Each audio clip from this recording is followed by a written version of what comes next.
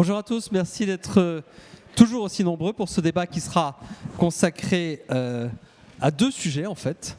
À Donald Trump, bien sûr, on n'y échappe pas, c'est normal. On parle beaucoup de notre temps professionnel et parfois privé à parler de lui et de l'Amérique, mais le sujet sera aussi plus large et nous essaierons de l'élargir justement dans un deuxième temps peut-être. Si nous avons épuisé Trump, peut-on épuiser Trump? Je ne suis pas sûr. Sur la question de savoir si nous sommes effectivement revenus, comme on le dit beaucoup aujourd'hui, dans un monde dans lequel le droit ne compte plus et seule la force compterait. Alors je suis doublement heureux de présider ou de modérer plutôt ce panel. D'abord parce que nos trois oratrices ont une chose en commun, c'est qu'elles ont toutes les trois vécu aux États-Unis, elles connaissent très bien les États-Unis, chacune avec son prisme, chacune avec son expérience, mais elles sont toutes les trois extrêmement compétentes. Elles ont écrit ou vont écrire prochainement sur le sujet. Et puis, plus modestement, je suis très heureux pour une fois d'être l'homme qui modère et trois femmes qui parlent, alors que trop souvent, c'est quand même une femme qui modère et trois hommes qui parlent. Donc, je suis pas malheureux de faire ceci. J'ajouterais aussi que pour la première fois de ma vie, je vais interviewer Margot Haddad, alors que d'habitude, c'est plutôt l'inverse. Laurence Nardon, responsable du programme Amérique au pluriel à l'Institut français des relations internationales. Tara Varma, directrice de la prospective stratégique au German Marshall Fund of the United States, tout juste rentrée il y a quelques mois des États-Unis, et Margot Haddad, grand reporter et présentatrice sur LCI, notamment le week-end, et dont on me dit qu'elle va bientôt sortir un livre sur les États-Unis de Trump, qui sera sans doute différent de peut-être des écrits que nous, si j'ose dire, les think tankers pouvons écrire. Je vais commencer par vous, Laurence, pour 5-7 minutes. Peut-être d'abord sur Trump, et une question peut-être pour lancer un peu nos interventions. Est-ce qu'America First, alors qu'on vient de sortir provisoirement d'une guerre d'1 mois contre l'Iran, est-ce qu'on est toujours dans America First? Est-ce que c'est encore le prisme vis-à-vis duquel, à travers lequel nous devons lire, voir, entendre la politique de Donald Trump? Je vais répondre à cette question. Merci beaucoup, Bruno. On est toutes les trois, je crois que je parle pour mes consoeurs en disant qu'on est très contente d'être modérée par quelqu'un comme toi, aussi sympathique et compétent. Et bonjour à tous. C'est un grand plaisir d'être à Caen, en Normandie, aujourd'hui, par ce temps radieux, totalement normand.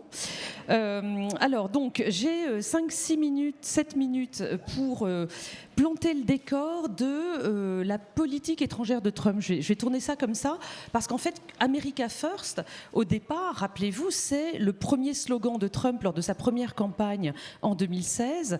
Et à l'époque, et pendant quasiment tout son premier mandat, sa politique étrangère était une politique de repli. On pouvait parler à l'époque d'une volonté de repli nationaliste. Les États-Unis de Trump, c'était Make America Great Again, c'était on rentre à la maison, on arrête d'avoir un rôle dans le monde, on n'intervient plus, on s'occupe de réparer l'Amérique. Et on en était resté là. Et bon, alors après le mandat de Biden, la campagne de 2024, on s'attendait à ce que ce soit un petit peu pareil, parce qu'en réalité, dans sa campagne pour les élections de 2024, Trump a très peu parlé de politique étrangère. Et donc, novembre 2024, son élection, janvier 2025, son arrivée à la Maison-Blanche. Jusqu'à quelques semaines avant cette arrivée à la Maison-Blanche, on pouvait encore se dire que sa politique étrangère allait rester celle de ce repli nationaliste. On appelle ça aussi le néo-isolationnisme. On en était à peu près là. Et donc, notre surprise a été on a été un petit peu surpris le 7 janvier 2025, lorsqu'il a fait cette conférence de presse, peut-être que certains d'entre vous s'en souviennent, depuis Mar-a-Lago. Il était donc à ce moment-là président élu, pas encore investi. C'est cette période entre novembre et janvier. Et il a donné cette conférence de presse dans laquelle il a annoncé, de manière semi-officielle cette fois-ci, il en avait un petit peu parlé auparavant, mais on n'avait pas tellement fait attention, il a annoncé sa volonté de reprendre le contrôle du Panama, de faire du Canada le 51e État des États-Unis et d'acquérir, à l'époque c'était une acquisition qui était prévue, le Groenland. Et donc, on a compris à ce moment-là que la politique étrangère de Trump n'allait pas du tout être la même que lors de son premier mandat et que cette fois-ci, America First, ça allait être America First dans le monde, avec une volonté, une volonté de projection à l'extérieur dont on n'a pas on n'a pas tardé à voir qu'en fait, il la mettait en œuvre de manière assez résolue. Et donc, bon, alors je vous passe toutes les étapes. La première guerre sur l'Iran en juin dernier, les 12 jours de frappe, donc maintenant on est à 1 mois et quelques, donc c'est un dossier qui est très lourd. Le canal de Panama, il a aussi remis en cause les concessions qui appartiennent pour l'instant à des entreprises qui dépendent d'intérêts chinois, c'est pas totalement achevé. Le psychodrame du Groenland en janvier dernier, l'enlèvement des Maduro, enfin voilà, on a eu beaucoup d'étapes et de cas d'étude de cette présidence qui est maintenant, et je m'arrête là sur cette définition, une présidence que l'on peut dire à la fois impérialiste, et notamment sur les Amériques, et j'irais même plus loin, elle n'est pas simplement impérialiste, elle est aussi prédatrice, parce que parmi toutes les définitions de Trump que l'on peut donner, un président, je pense qu'on va prendre un petit temps de discussion tout à l'heure pour voir s'il est fou ou pas fou, parce que la question se pose, mais enfin, parmi tout ce qu'on peut dire de Trump, il y a quelque chose qui est quand même central, c'est son intérêt pour le profit, sa volonté de faire du profit dans toutes les situations. Et maintenant qu'il est président pour la 2e fois, ce profit, c'est à la fois pour lui et sa famille. Le New York Times a sorti un article il y a 1 mois et quelques expliquant que Trump et ses proches s'étaient enrichis de 1,4 milliard de dollars depuis janvier dernier. Et ça, c'est un article qui a à peu près 1 mois, un peu plus d'1 mois, et donc je pense qu'on n'est plus à 1,4 milliard, on doit être à 1,9 milliard, parce qu'il y a eu depuis un deal avec les Émirats à 500 millions. Mais enfin bon, passons sur ces broutilles, puisque quand on est à plus de 1 milliard, est-ce qu'on compte encore ? Bref, l'enrichissement de sa famille, mais aussi des États-Unis, parce que je pense que très largement, Trump confond son intérêt propre avec celui du pays aujourd'hui. Il ne fait pas vraiment de différence entre les deux. Bref, je crois qu'aujourd'hui, nous sommes avec une Amérique qui est impérialiste et prédatrice, et que on en voit les effets sur tous les dossiers chauds, les hotspots. Je pense qu'ensuite, on va peut-être les éplucher un par un avec Tara et Margot, et avec vos questions tout à l'heure, mais je vais simplement m'arrêter là. Donc, je résume ma question, I'm wrapping up, comme on dit aux États-Unis. America First, absolument, sauf que le sens de ce slogan a changé entre un premier mandat de repli et un second mandat extrêmement proactif, extrêmement présent dans le monde. Une Amérique donc présente dans le monde, mais pas du tout pour des questions morales et vertueuses, mais pour des questions plus de prédation. Merci beaucoup, Laurence. Je me suis demandé un moment, surtout vous qui êtes directrice d'un centre des Amériques, si America First aurait pu devenir America's First.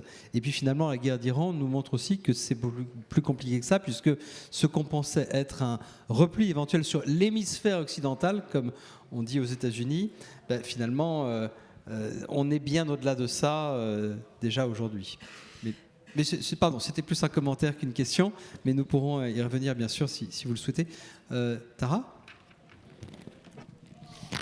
Merci Bruno, ravie d'être là aussi.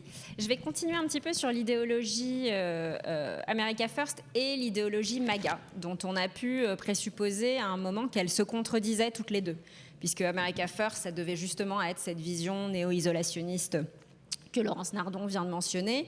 Make America Great Again, ça s'accorde davantage, là aussi, avec la logique prédatrice que vous avez bien mise en lumière, Laurence. Et je crois qu'on se retrouve à un moment donné où pour Trump, pour son équipe, la politique internationale n'est plus du tout vue comme un espace de coopération, mais c'est bel et bien un espace de compétition en permanence, de compétition pour les ressources, de compétition pour la place de superpuissance dans le monde. Et donc, en fait...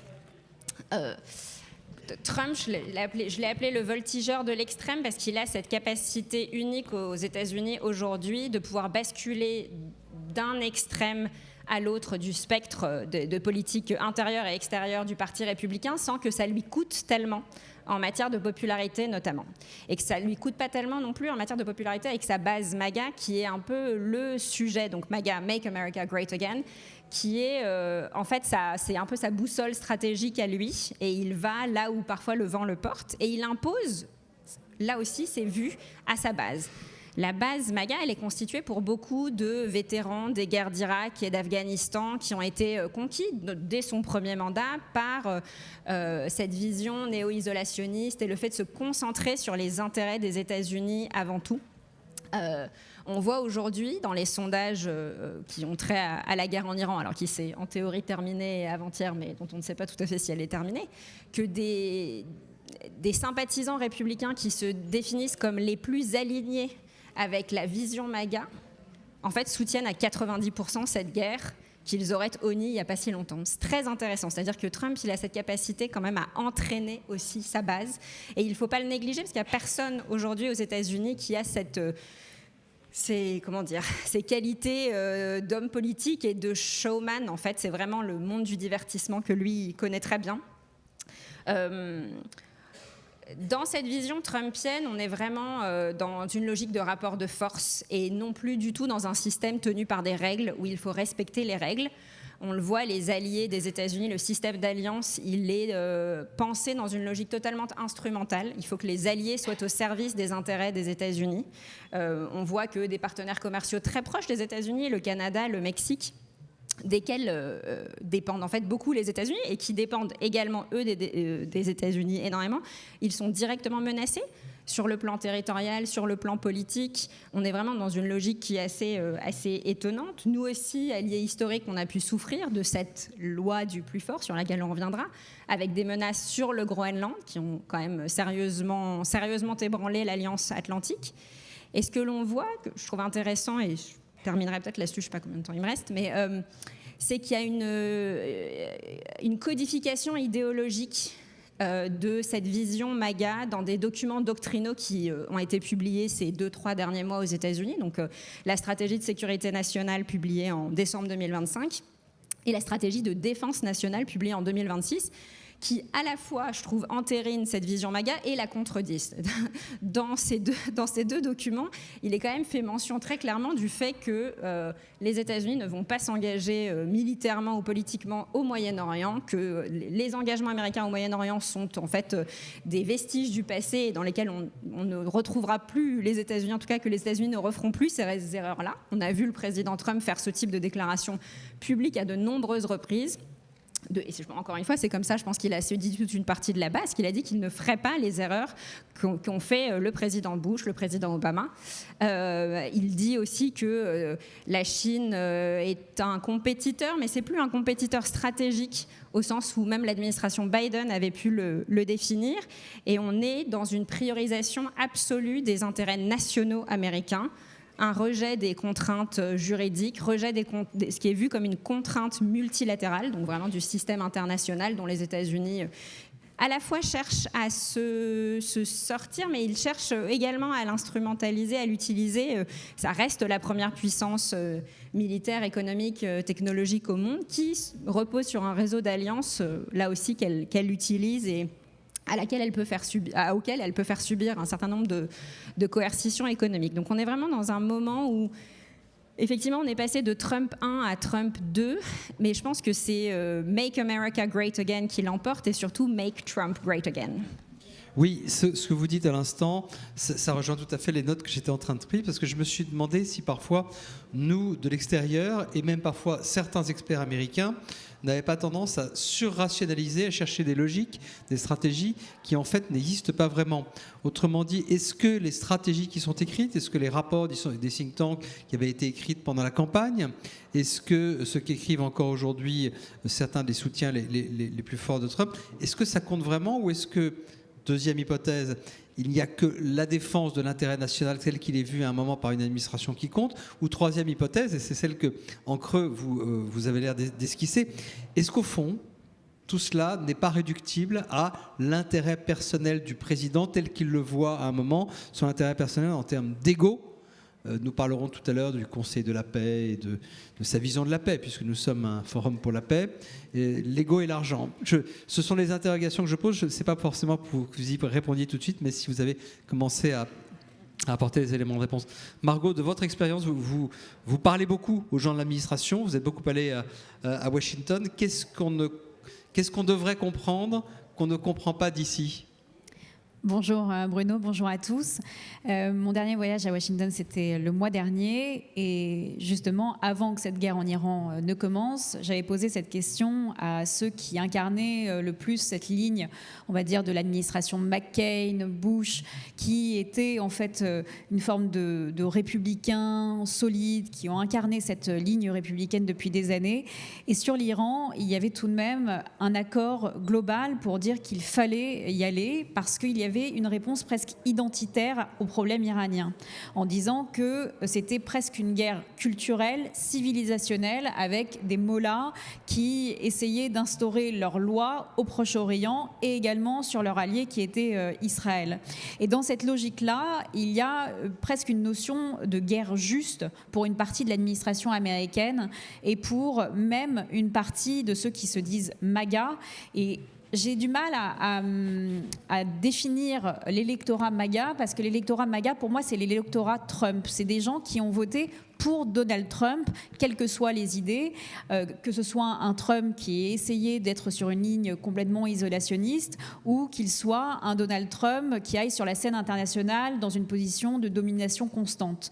Il y a une logique de prédation, elle est très claire de la part de Donald Trump. Au départ, on a cru que c'était pour défendre les intérêts nationaux américains, on se concentrait uniquement sur l'hémisphère occidental et on s'est rendu compte après le Venezuela, donc avec cette guerre en Iran, qu'il y avait une logique de domination mais sans subir les contraintes du droit international. Et donc, cette domination, elle surpasse aussi bien les alliances, les règles communes qui avaient été connues après 1945, mais également essayer de changer ce qui était véritablement la doctrine Monroe, donc qui voudrait que certaines régions du monde relèvent de la dominance ou du regard américain, en ce que Donald Trump appelle désormais la logique Donroe, qu'il a rappelé donc à son nom, Donald Trump, Donroe, Monroe, pour en faire sa propre logique, qui est une logique de le regard américain, la logique américaine, en fait, doit s'appliquer à d'autres nations.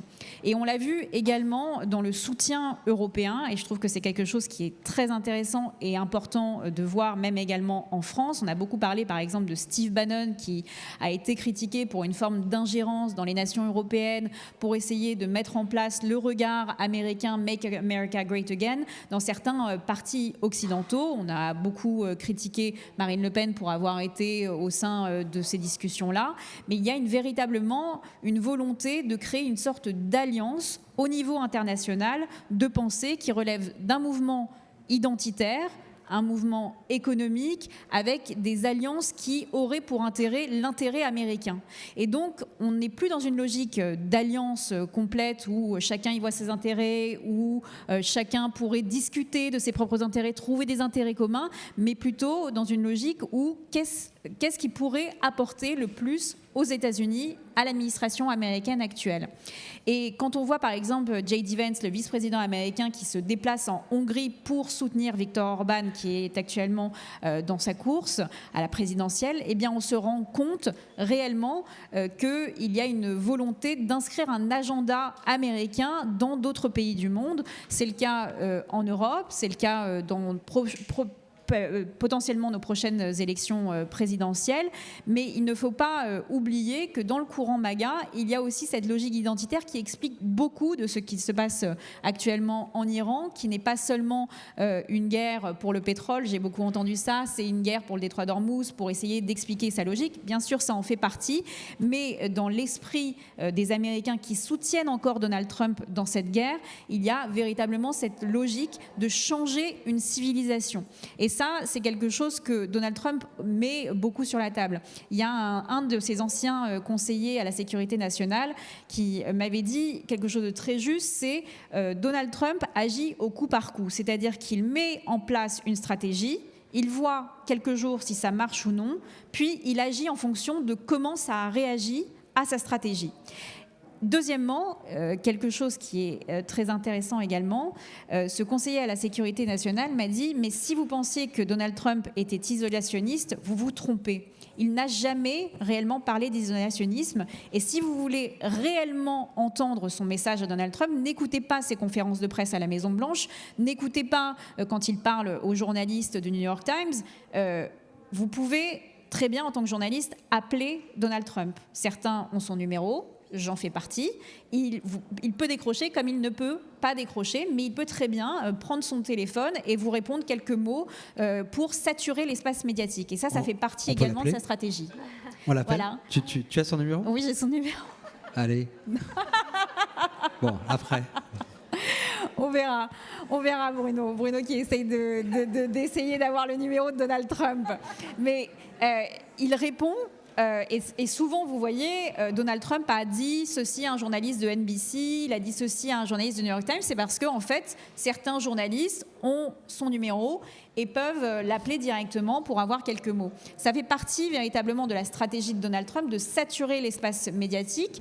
Et j'ai envie de vous dire, ça marche. Ça marche parce que toutes les chaînes info, qu'elles soient américaines ou qu'elles soient françaises, si vous vous amusez un jour lors d'une conférence de presse de Donald Trump à zapper entre les différentes chaînes info, vous allez voir que tout le monde prend la conférence de presse de Donald Trump parce que ça marche aussi en audience. Donc pour comprendre le message de Donald Trump, il faut regarder ses meetings quand il s'adresse à sa base électorale. Quand il s'adresse à sa base électorale, vous avez souvent le message et vraiment la pensée qu'il a, ce qui fait partie de son programme également. Merci beaucoup. Je crois que Laurence voulait réagir sur un point, mais j'ai envie de vous poser une question à toutes les trois, puisque l'hypothèse a été mise sur la table par de nombreux experts et commentateurs, mais aussi par un ancien ministre des Affaires étrangères français il y a 2 jours. Est-ce qu'il est fou ? C'est une question très simple et très complexe à la fois. Quelle est votre réaction ? Je dirais, quelle est votre réaction lorsqu'on pose cette question ? Alors, il ne s'agit pas de disserter sur la personnalité et la psychiatrie de la psychanalyse de Donald Trump. Je suis sûr que c'est un bonheur de psychanalyste, mais lorsque vous entendez cette question, que répondez-vous spontanément ? Laurence ?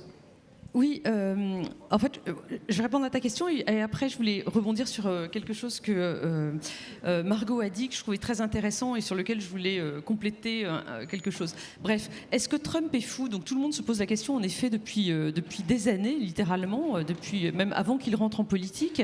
On ne peut pas répondre puisque aucun psychologue ne l'a observé directement pour pouvoir poser un diagnostic dans des conditions médicales correctes et le dire publiquement. Enfin, ceux qui l'ont vu ne le disent pas publiquement et ceux qui s'expriment publiquement ne l'ont pas vu. Bref, donc on peut en discuter pendant des heures. Il y a du pour, il y a du contre et je ne suis pas psychologue pour en parler. Je voudrais juste vous raconter la tentative qu'ont faite ces dernières semaines des analystes de la Deutsche Bank pour créer une méthode pour analyser justement l'état d'esprit de Trump et d'essayer de prévoir quand Trump va se dégonfler sur un dossier. Ça s'appelle le TACO Index. Je ne sais pas si vous en avez entendu parler. C'est donc des analystes de la Deutsche Bank qui l'ont mis au point. TACO, ça veut dire, c'est un acronyme qui est très à la mode depuis quelques mois, qui veut dire Trump always chickens out. Trump se dégonfle toujours. TACO, TACO. Donc le TACO Index, c'est un indice qui sert à évaluer le moment où Trump va se dégonfler sur un dossier précis. Et donc les analystes prennent 4 indicateurs, 3 économiques et 1 politique. Donc c'est l'inflation dans le mois précédent, le SP500, donc c'est les 500 boîtes tradées à Wall Street. Le 3e, je crois que c'est les taux d'intérêt sur les bons du Trésor américain, enfin un truc comme ça. Et le 4e, c'est le taux d'approbation de Trump dans les sondages dans le mois précédent. Donc ils agrègent ces 4 indicateurs, ça vous donne un indice, et avec cet indice, on peut remettre un peu de rationalité dans l'appréhension que nous pouvons avoir des actions de Donald Trump. Donc fou ou pas fou, on a maintenant un indice mathématique qui permet de mesurer l'état d'esprit de Donald Trump. Voilà. L'autre point que je voulais faire très rapidement, c'était, je trouve que cette idée d'une communication transatlantique entre partis d'extrême droite, que Margot a signalé tout à l'heure, donc Bannon et tout le mouvement MAGA, discutant de manière suivie, régulière et ancienne maintenant, avec les mouvements, les intellectuels d'extrême droite dans les pays européens, c'est vraiment extrêmement important. Et ça vient remplacer... enfin pas complètement remplacer, mais se mettre en parallèle, si vous voulez, avec un dialogue qui se tient lui aussi depuis des décennies dans le cadre transatlantique entre libéraux. C'est-à-dire que depuis 1945, ou même avant, tous les présidents américains qui sont venus voir des dirigeants européens, donc après la guerre, ils allaient typiquement se balader sur les plages du débarquement, qui sont pas si loin d'ici, pour se féliciter du succès, de la victoire des démocraties après 1945, etc.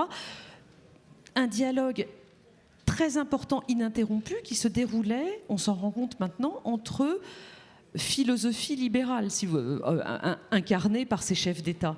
Et ben, ce dialogue-là, maintenant, il est... Je ne veux pas croire qu'il a disparu, il n'a pas disparu, mais il est peut-être au second plan par rapport à ce dialogue entre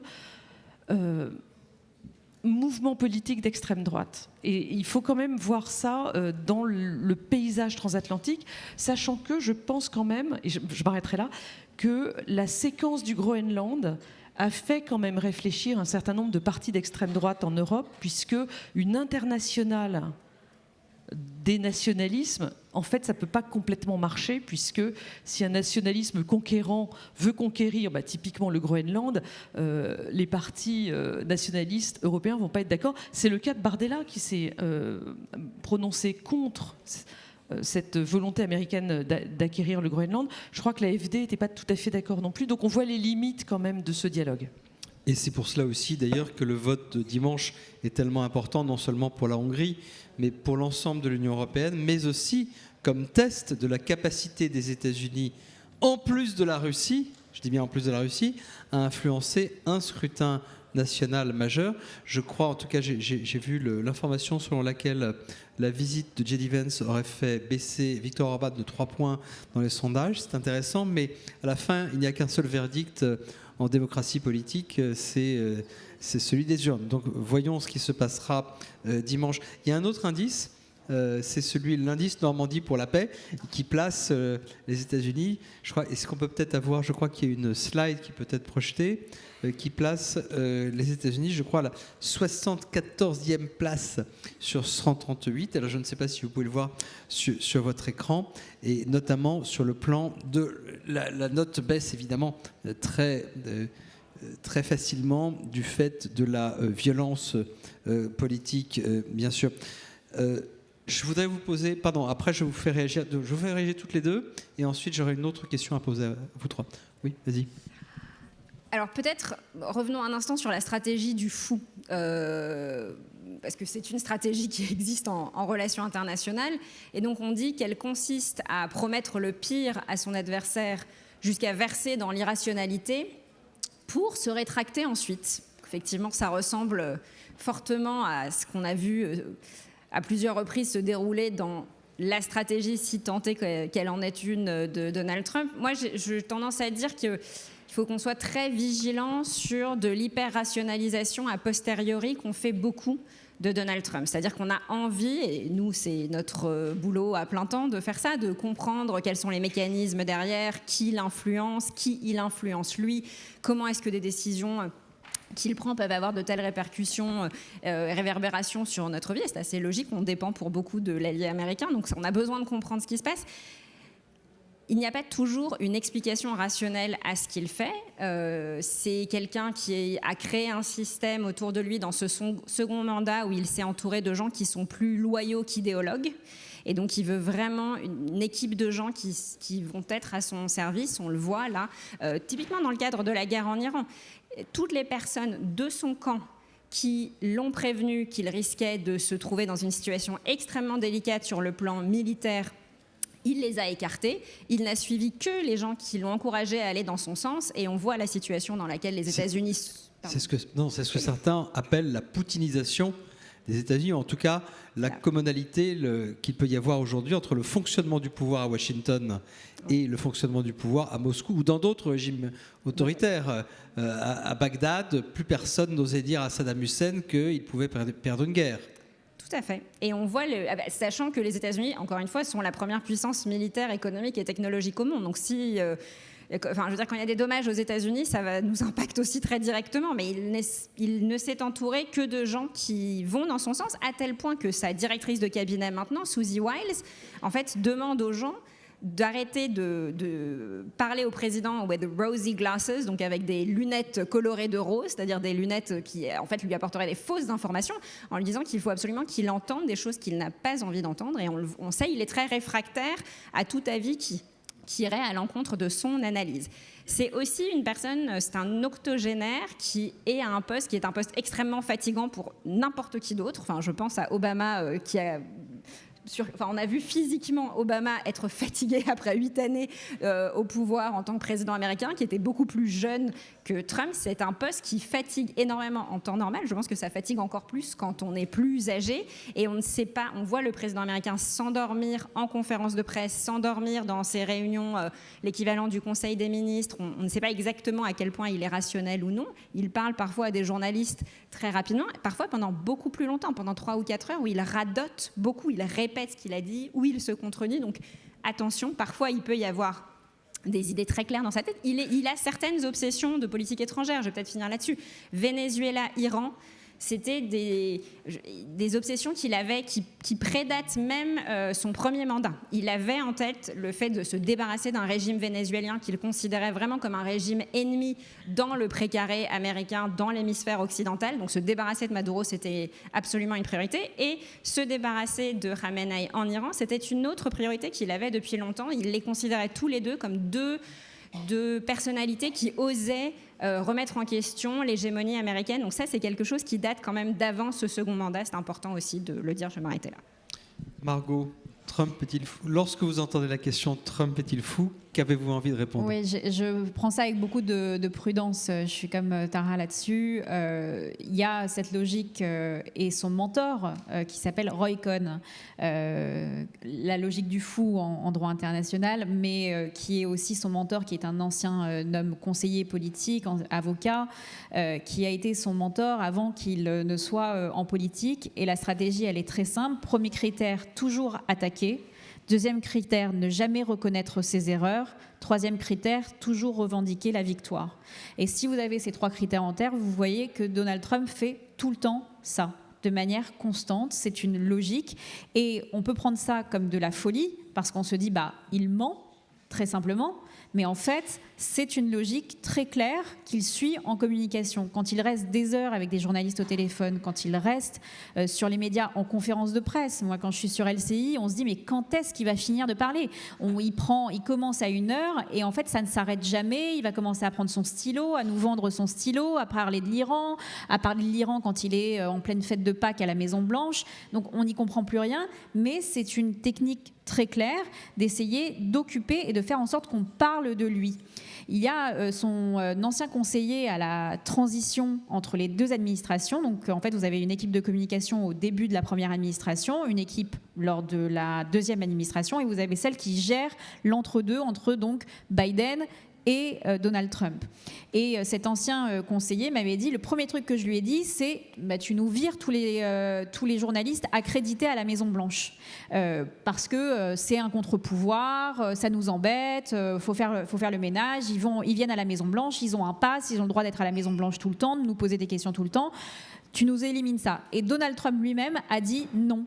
Il a dit non, je veux garder ces journalistes parce que moi, j'ouvre le New York Times le matin et j'aime bien voir mon nom à l'intérieur du New York Times.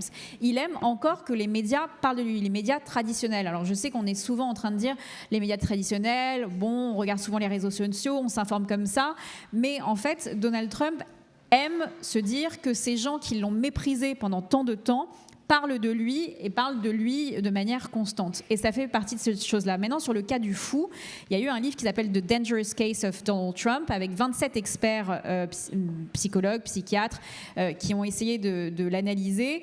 Et il y avait une faille narcissique immense qui était révélé par ces experts.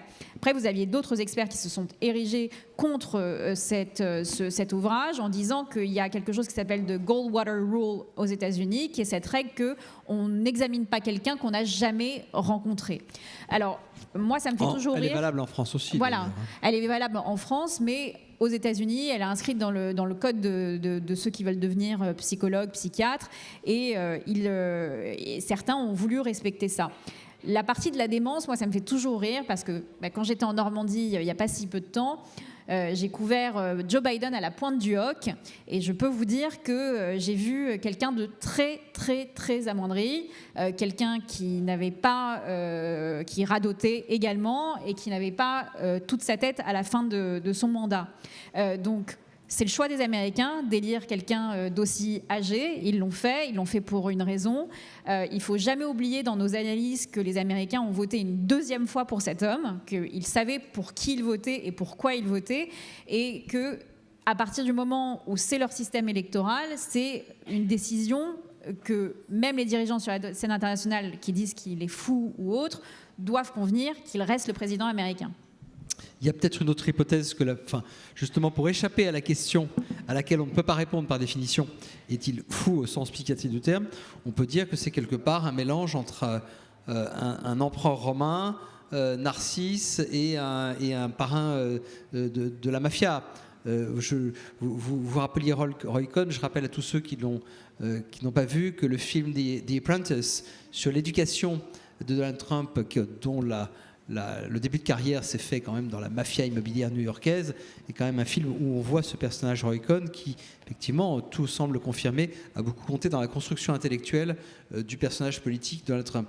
Donc, il y a le côté empereur romain où ça commence par un triumvirat. Moi, je disais, c'était César, Pompée, Crassus, il y avait Trump, il y avait Vance et à l'époque Musk à la tête du Doge qu'on a déjà oublié.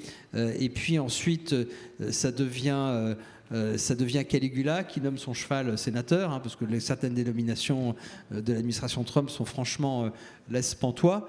Et puis maintenant, on se demande si ça ne devient pas Néron qui brûle l'économie mondiale.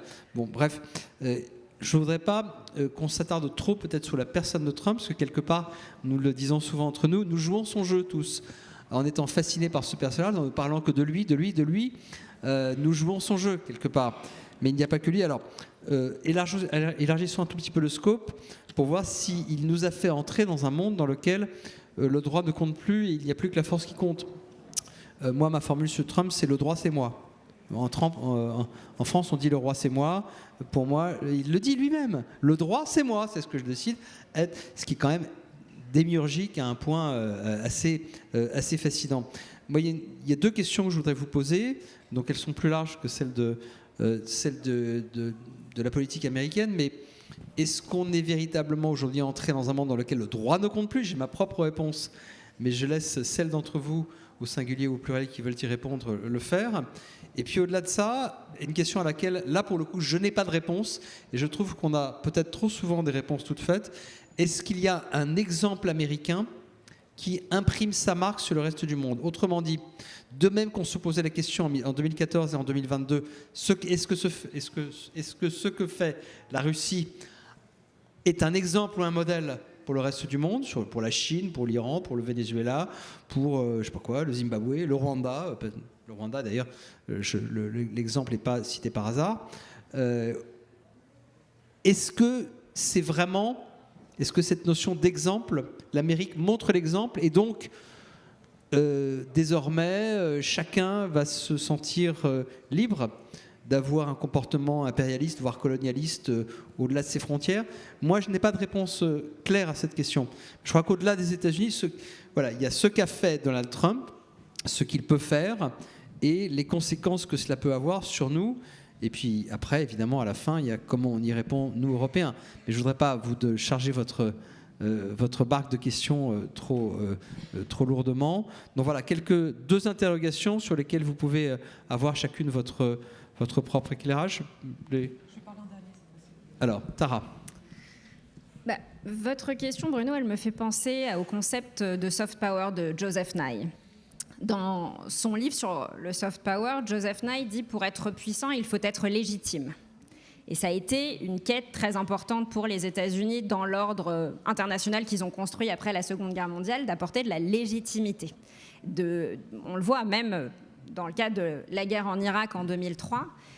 C'était important. Alors on pourra discuter de la validité de cette guerre, des mensonges qui auront été proférés, défendus aussi par une partie des agences de renseignement. Mais les États-Unis cherchaient à avoir de la légitimité internationale dans l'action, dans l'opération qui était menée. Ce qu'on voit aujourd'hui, c'est des États-Unis en fait, qui pratiquent un unilatéralisme offensif et qui ne cherchent plus cette légitimité-là. Le risque étant que, effectivement, ça donne des ailes ou que ça donne des idées à d'autres puissances. Bon, moi, j'ai tendance quand même, encore une fois, c'est la troisième fois là, aujourd'hui que je le répète, mais je crois que c'est important, les États-Unis sont la première puissance militaire au monde. Il n'y a pas beaucoup d'autres pays qui sont capables de répliquer ce qu'ils font. Il y en a un certain nombre qui peuvent le faire. Et moi, ce qui m'inquiète plus, c'est le révisionnisme territorial, politique et historique que conduisent les États-Unis, qui là peuvent donner des ailes à d'autres pays, où il pourrait y avoir effectivement d'autres invasions militaires, de la conquête territoriale, où on sait que les États-Unis seraient intervenus dans un cadre multilatéral avant, à l'ONU ou ailleurs, pour condamner ces actions-là. Je ne pense pas que les États-Unis condamneraient ce genre d'action aujourd'hui, vu qu'ils les conduisent eux-mêmes. Et donc c'est vrai que ça, c'est assez inquiétant. Après, je vois quand même dans le système international un certain nombre de puissances moyennes qui finalement s'inquiètent d'évoluer dans un monde où il n'y a plus du tout de règles. Et ce n'est pas forcément des démocraties, ces pays-là. Mais il y a quand même un grand nombre de pays dans le monde qui se rendent compte qu'avoir un système à peu près régi par des règles sur lesquelles on s'est tous mis d'accord, que ça a des avantages. C'est difficile de contrer les États-Unis. Je crois que ça, c'est le premier élément. Mais la dynamique, elle n'est pas forcément en la faveur des États-Unis. Je vais peut-être m'arrêter là. Est-ce que... oui, Margot, vas-y, je t'en prie. Il y a une logique chez Donald Trump de considérer ses alliés comme des partenaires conditionnels. C'est-à-dire que les alliés, pour lui, ce sont d'autres pays qui doivent s'aligner sur la logique américaine. Je trouve ça très pertinent, ce qu'il s'est passé avec l'Iran dernièrement, avec le détroit d'Ormuz, avec les partenaires européens qui ont décidé de ne pas se joindre à cette aide. Ça montre que, d'une certaine manière, vous avez encore une formation de certains pays qui ne souhaitent pas et qui ont compris avec la logique de Donald Trump qu'il fallait sortir d'une alliance trop atlantiste. J'avais un général de l'OTAN qui m'avait dit on est passé d'une alliance atlantiste à une alliance attentiste. Parce que clairement, on ne sait pas ce que les Américains vont faire au sein de l'OTAN et que leur logique de ce qu'est l'OTAN devient beaucoup trop éloignée de ce que veulent les autres pays alliés à l'intérieur de l'Alliance atlantique. Et donc, faire et installer un rapport de force avec ses propres alliés, c'est un peu contraire à toute logique que nous avions vue depuis 1945, c'est-à-dire de ne pas choisir les conflits dans lesquels on veut s'immiscer, de ne pas choisir les pays qu'on va attaquer, mais avoir un peu une décision de concert qui permettrait d'avoir une logique sur le long terme. Et l'imprévisibilité de Donald Trump a créé quelque chose de très intéressant, c'est tout de même un réveil pour les pays européens et pour ceux qui ne voudraient pas tomber dans ce piège d'être sous domination américaine, d'être sous domination sino-russe ou de devoir dépendre de ce qu'on appelle les néo-empires. D'une certaine manière, et de s'éloigner de cette logique-là en essayant d'installer une autre forme d'entité sur la scène internationale qui pourrait essayer de rivaliser d'une certaine manière, tout en n'oubliant pas que la France est une puissance nucléaire, et donc de peut-être mettre sur la scène internationale une autre logique que celle des néo-empires qui étaient dans une logique de prédation. J'aime bien l'Alliance atlantiste. Moi, j'ai une autre formule. C'est l'Alliance atlantique. L'OTAN est devenue le chat de Schrödinger. C'est l'Alliance de Schrödinger.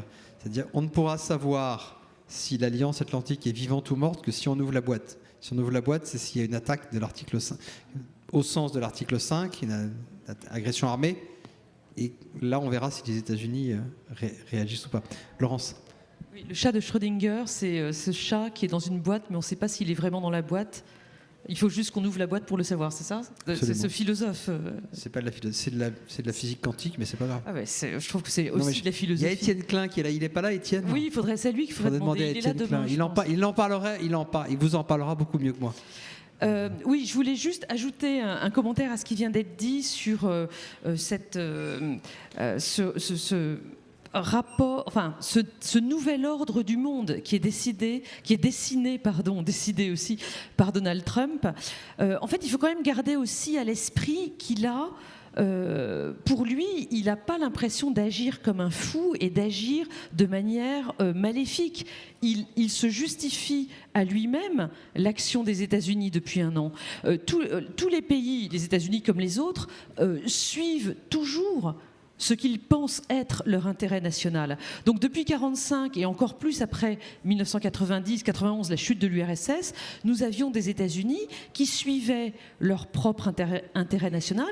À l'époque, ils envisageaient cet intérêt national américain, états-unien, comme le mieux servi en respectant les institutions internationales, le droit international, en étant dans un échange gagnant-gagnant avec leurs alliés, en essayant de résoudre les conflits un petit peu partout dans le monde, etc.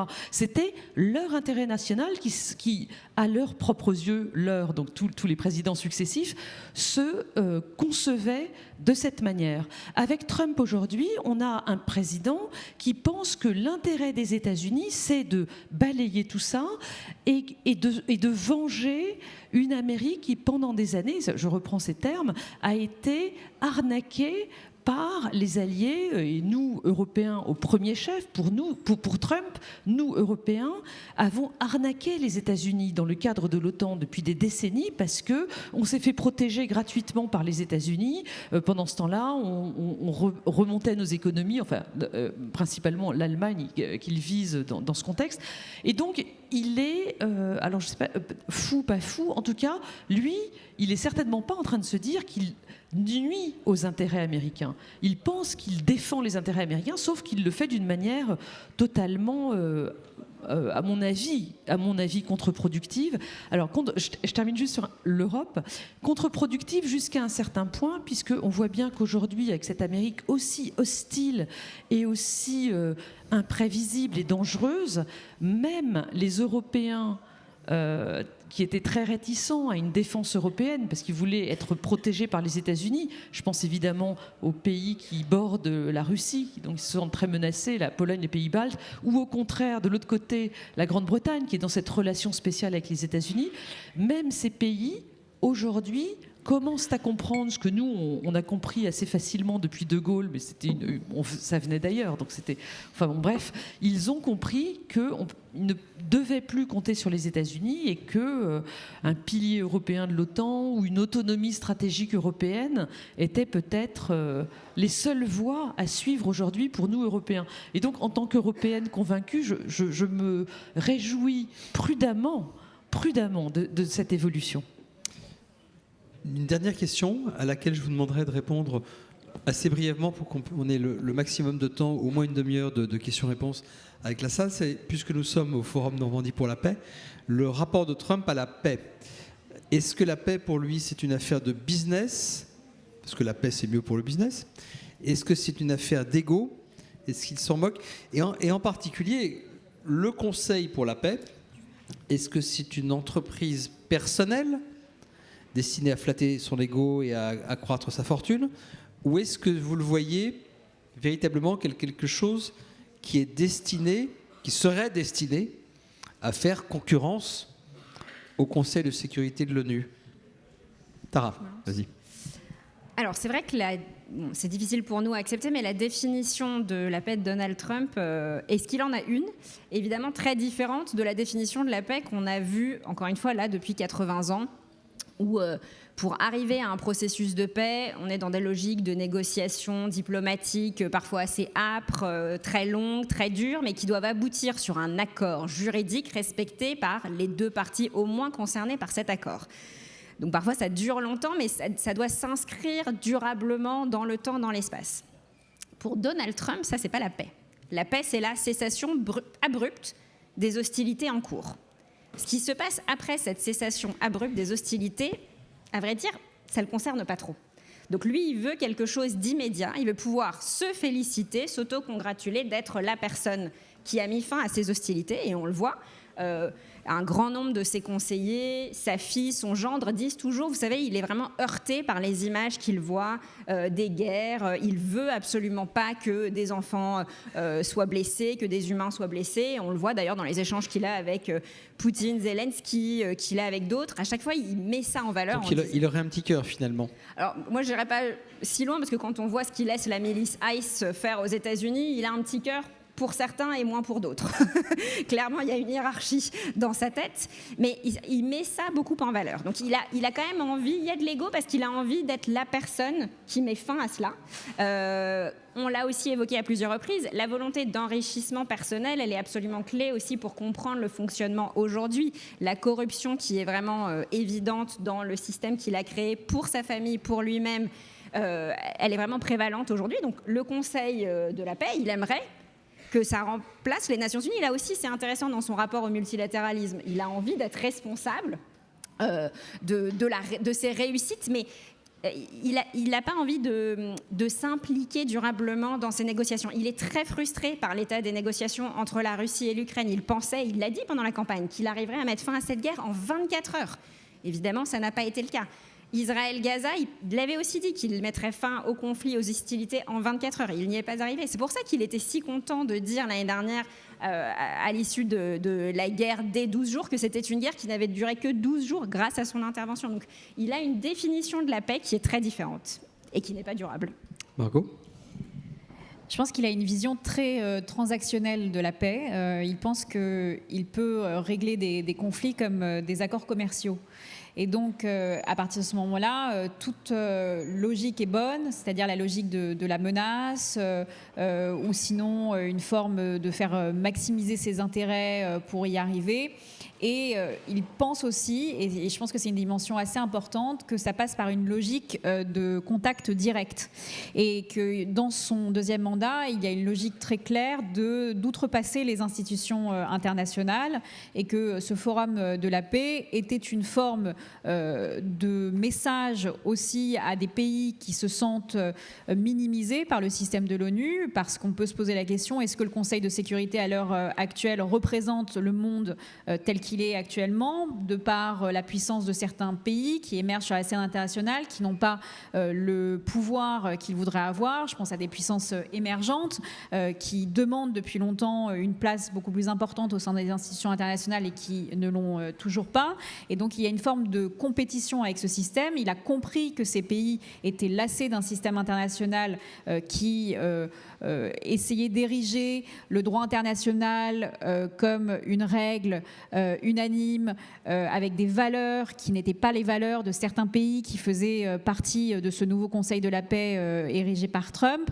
Et donc, qu'il y avait un point de blocage sur la scène internationale entre ceux qui valorisaient le contact direct, une forme de deal, de contact pour mettre fin à des conflits dans le monde, et ce que voudrait une instance comme l'ONU avec des accords qui dureraient des heures et des heures pour arriver à quelque chose qui parfois n'est même pas respecté.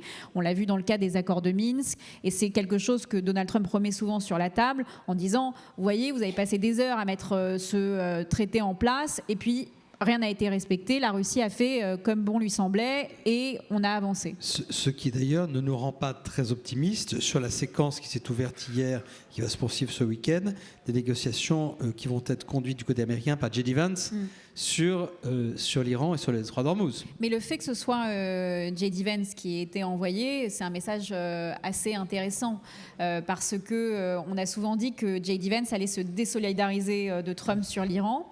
De ce qu'on m'a dit, c'était le cas au début de cette guerre, que J.D. Vance, ce n'était pas ce qu'il avait promis à son électorat, parce qu'il ne faut pas oublier que J.D. Vance, avant d'être vice-président, avait été élu dans l'Ohio, qu'il a fait campagne sur l'isolationnisme et qu'il ne respecte pas ses engagements, et que Donald Trump s'est servi d'une certaine manière de J.D. Vance comme personnage pour faire campagne, pour parler à cet électorat-là, qui n'était pas forcément un électorat trumpiste au départ.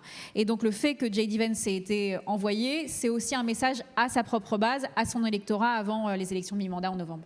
Et puis ça nous change un petit peu des Laurel et Hardy de la diplomatie américaine. Witkoff et Kouchner, comme je les ai appelés sur LCI d'ailleurs, je crois. Laurence ? Non, je voulais juste ajouter que sur le fait que Trump est un cœur ou pas, il y a quand même 2 cas qui nous intéressent. Rappelez-vous, c'était en 2019. Était-ce en 2019 ? Enfin, pendant son premier mandat, il a été quand même le président qui a envoyé des frappes en Syrie après que Bachar el-Assad ait frappé sa propre population avec des armes chimiques. Obama avait promis de le faire, c'était une ligne rouge, et il ne l'a pas fait lorsque Bachar el-Assad a attaqué sa propre population, l'opposition, avec des armes chimiques, mais Trump, lui, l'a fait. Pourquoi ? Parce que, enfin, c'est ce que racontent les premiers historiens du Trumpisme, sa fille Ivanka lui a montré les images à la télé des enfants, enfin des populations en train d'agoniser lors d'une attaque chimique. C'était épouvantable. Peut-être vous les avez vus aussi. Et en fait, il a un cœur et il est impulsif dans ces cas-là. Et donc, il a décidé de faire des frappes. Après, évidemment, 3 jours après, il peut faire autre chose. Mais c'est quand même Enfin, il faut reconnaître ça. Et d'ailleurs, il en a reparlé là en 2026 parce que l'une des très nombreuses raisons de son intervention au Venezuela et l'une des autres très nombreuses raisons de son intervention en Iran, c'était les souffrances de la population. Il l'a dit, alors dans un maelstrom d'autres raisons. Mais donc, oui, en effet, c'est un personnage quand même très complexe. Et oui, il peut être de manière impulsive dans la défense des personnes qui souffrent. On ne peut que dire à quel point, d'ici 10 ans, quand Trump aura disparu, parce qu'on est près de la fin avec Trump, quand même, il a 80 ans le mois prochain, ça fait 10 ans qu'il est dans l'histoire. On peut vivre encore 120 ans, disait Xi Jinping. On peut rester dictateur à vie jusqu'à 120 ans. Sachant qu'il a 80 ans et que la fin de son mandat officiel, on est d'accord, est dans 2 ans, moi, je milite pour qu'on commence à se dire que on est peut-être dans le bouquet. C'est bientôt fini. On est peut-être dans le bouquet final, ceci dit. Margot, un tout petit mot, et Tara également, avant qu'on puisse ouvrir le débat. Oui, très rapidement, dans l'entourage de Donald Trump, beaucoup vont vous dire qu'il s'informe souvent par des vidéos qu'on lui envoie sur son téléphone portable. Et donc ça rejoint ce que disait Laurence, c'est-à-dire qu'il peut avoir une vidéo de ce qu'il se passe en Iran ou au Liban et avoir une réaction un peu impulsive et en parler à ses conseillers. Ça ne veut pas dire forcément qu'il va agir, mais Donald Trump, dans sa logique informationnelle, s'informe énormément par des vidéos qu'il reçoit sur les réseaux sociaux, ce qui peut aussi expliquer ça. Comme beaucoup de gens dans le monde, finalement. Voilà. Tara, rapidement également. Mais ils ne sont pas présidents des États-Unis. Et voilà, c'est ça toute la différence. Tara ? Je voulais juste nuancer un instant. C'est quand même Trump, dans sa première administration, qui a mis des enfants et des bébés dans des cages, qui étaient des enfants migrants, ce qu'il a refait là, cette fois-ci. Et il y a encore 500 enfants qui ont été séparés de leurs parents dans le premier mandat, qui n'ont jamais retrouvé leurs familles, qui ont été déportées. Donc il a un cœur, mais c'est à géométrie variable. Là aussi, malheureusement, comme beaucoup de gens. Je vais ouvrir le débat, je vais vous demander de poser des questions. Je vais prendre plusieurs questions. Je vous conjure de les faire aussi brèves que possible. Et on a abordé beaucoup de choses. Donc surtout pas de questions longues. Et si vous posez des questions longues, je vous coupe. Alors, je vais, par principe, j'ai déjà 2 personnes en face de moi, mais par principe, je vais d'abord donner la parole aux plus jeunes d'entre vous. Alors, jeune homme, oui, est-ce que vous, monsieur, je ne vois pas bien. Voilà, allez-y. Et puis, 1 ou 2 autres questions. Voilà. Mademoiselle à droite. Donc je vais prendre déjà ces 2-là. Bonjour. Ce serait une question plus pour Margot.